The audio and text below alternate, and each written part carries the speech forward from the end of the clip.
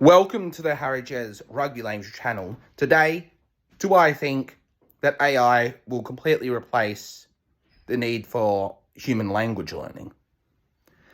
And the answer to that is no, because the human aspect of, like, what if you want to practice speaking with a native speaker, say you want to go to Korea. Of course, there's going to be Korean people to speak with, so that's one reason.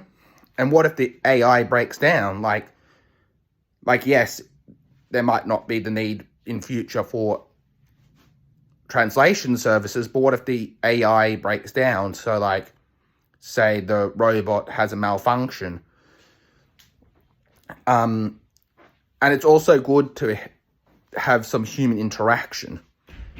And that's a third reason.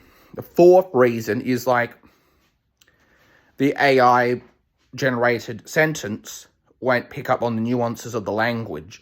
So, like, whether you speak formally or whether you're speaking colloquially, and those colloquial sentences in a language are important because it shows that you're just not some monotoned smarty pants, because that's not what people want in any language. Like, that's not what you want to convey in any language.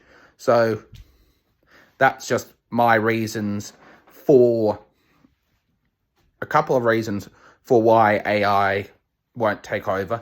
Yes, it will replace some of the existing clunky systems, and also Duolingo and stuff is great, but it's still very primitive.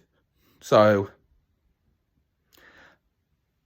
please drop a like and subscribe, and I'll see you in the next one. Harry Jez out.